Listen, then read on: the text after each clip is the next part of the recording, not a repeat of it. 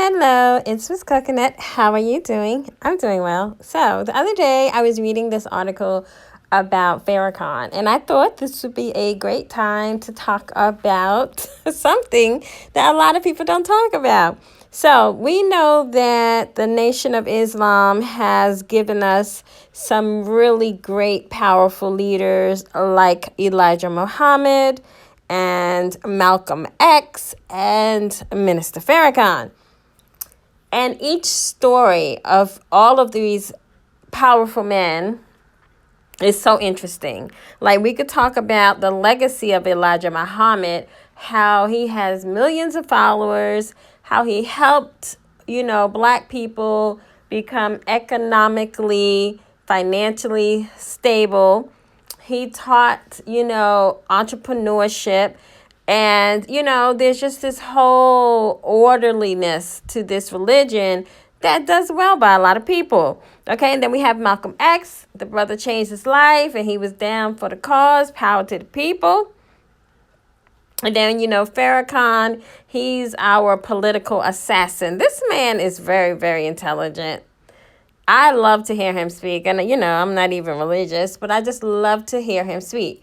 But on the flip side to all of this, these three gentlemen have certainly been plunged in lots of controversy.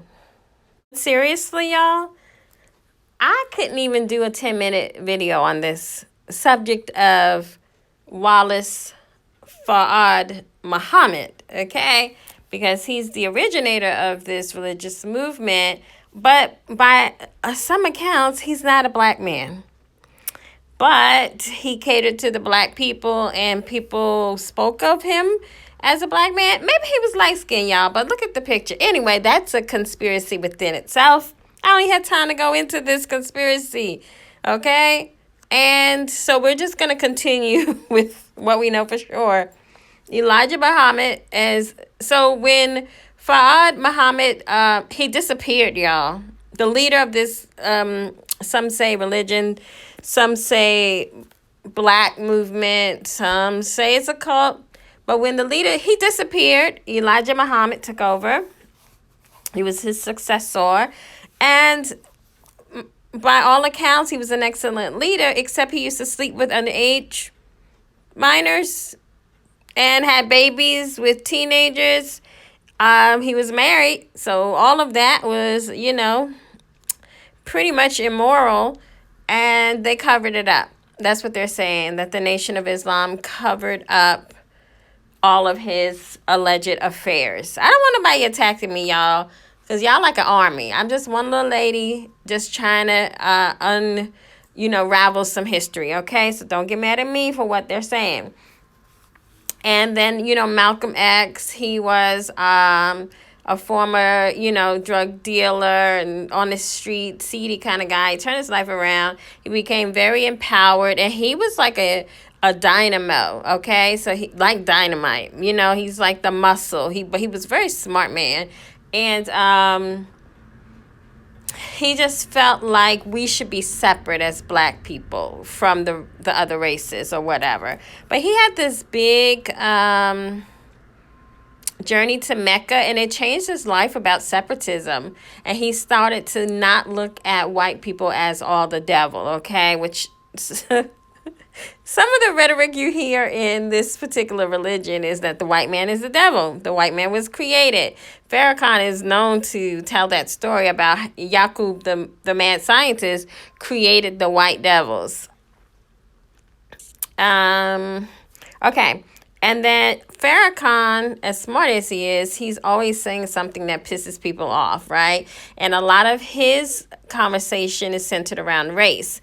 And what is so interesting to me, he pushes Black nationalism, and he pushes Black people this, Black people that. But in his own family, his, children married white people. So it's like sometimes they do these things to incite you, to get your money, get you riled up, get you passionate, and then they go do the opposite. That's leadership, period, in any religion, though. This is nothing that is partial to the Nation of Islam. But anyway, needless to say, at some point, Malcolm X separated from the Nation of Islam. That was a huge divide that happened. We don't really know what occurred. We only know what we were told. We were told that Malcolm found out about Elijah Muhammad's affairs. He didn't understand why it was being covered up, and that in his family someone had had an affair and it was dealt with in a different manner. And some people felt like Malcolm X was going against the leader, Elijah Muhammad, and he deserved to be excommunicated. Now, the T is that the Nation of Islam allegedly actually ordered the hit on Malcolm. Malcolm X, as we all know, was assassinated. And if you listen to Farrakhan's later videos on this subject, you do get a different story about what happened to Malcolm X. Very sad story. Very, very sad. So lots of conspiracies, lots of controversy, and drama has filled this movement. But why isn't anyone talking about the fact that the Nation of Islam is affectionately known as the Flying Wheel Cult? That's right, good people. In the Nation of Islam, it is very widely known that the Prophet Elijah Muhammad gave very detailed accounts of a gigantic, I mean huge, Earth-orbiting mothership.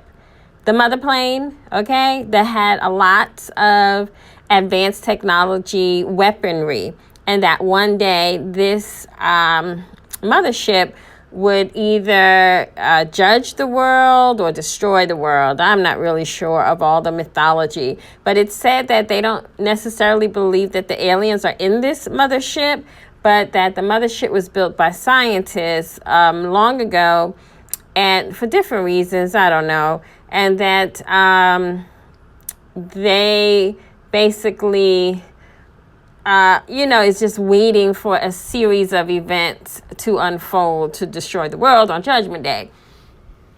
And this correlates to the story of Ezekiel's wheel, okay? How the prophet wrote that he met God by God appearing on a chariot of 4 wheels, okay? But obviously you necessarily wouldn't have a chariot in the sky, but what you would have would be a UFO, and that Muhammad gave very detailed information as like to the material that the spaceship was made up of, and that that the objects that the spaceships were crafted by were actually found here on Earth. And he also taught them that there was life on other planets, which we all think that anyway, right? We all just don't think that human beings here on Earth is like it. We think, just like Star Trek used to show us, on every life, on every Earth, in every dimension, etc., is all types of life forms, even you in another dimension. Okay, and then I don't know. So the mothership is a very interesting story on all by itself, because he really did. It's so fascinating to me that no one talks about this, okay? That literally he gave so much on UFO in his teachings that it's almost like part of their doctrine. And that's why they're known as the cult of the flying wheel, which is so interesting to me that no one even talks about that, because these are very intelligent people. But by the same token, our government just came out recently and confirmed that there is such a thing as UFOs. There's aliens. So, all of this is just like one more rabbit hole. Now, when you start digging into these rabbit holes, you kind of have to take the information for what it is and leave it on a dance floor, okay? You don't bring it home. You know how you want to get out, you want to go dancing, you got a lot of pent-up energy. You go to dance, you leave it on the floor, you dance every song, you dance wild, you pop it, you lock it, you drop it like it's lukewarm, and then you leave it there, okay? Then you go home, take your shower, you go to bed, you're a new creature the next day. Sort of the same thing when you're going down these rabbit holes, okay? You don't want to get lost and stuck, because sometimes when you go down the hole, they lead to other tunnels. And before you know it, some people can't even handle information, because once they start uncovering it, it makes them lose hope in everything they thought was to be, would be true or was true or were true. And it kind of depresses them. So you have to be in a right state of mind to be able to really get this information and decide what you want to do with it. Most times I'm just telling y'all, I just like talking about this stuff. And it's like 100 of y'all that like talking about it with me. And I appreciate y'all. Anyway, there are some biblical scriptures that talk about Moses being, guided and protected by a cloud that was a pillar of fire by night and a cloud by day. And they feel that that is also referencing a UFO. Later on, it said that Elijah had a vision of it and that the chariot came down and picked Elijah up. So we're not really sure, but some people feel, of course, it's alluding to the UFOs, okay? And the Nation of Islam actually teaches that this craft ship is going to be used to destroy the world and reset everything so that the original people of the earth will be able to reign. So, what do y'all think about this? I would love to know your thoughts on it. Comment below. Hopefully no one's too offended by my monologue here. I'm not really giving my opinion as normal. I'm just kind of telling y'all what is being said, what has been said, okay?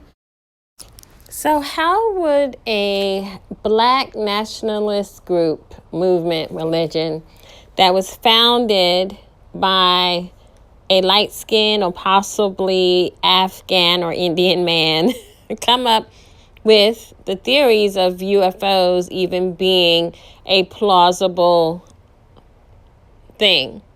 Well, it is said that the founder of this movement, Wallace Fard Muhammad, is the one that originally gave the teachings of the UFO, and it was passed down after he disappeared.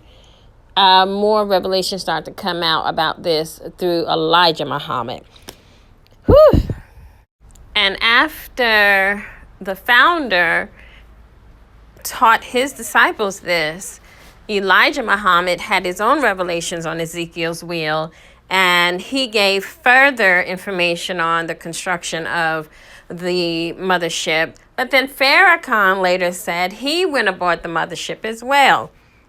Okay, so they have perpetuated this story continuously throughout its leadership. But this was like 1960 eras where we were really concerned about Black power and fighting for our freedom and trying to really assert ourselves as human beings.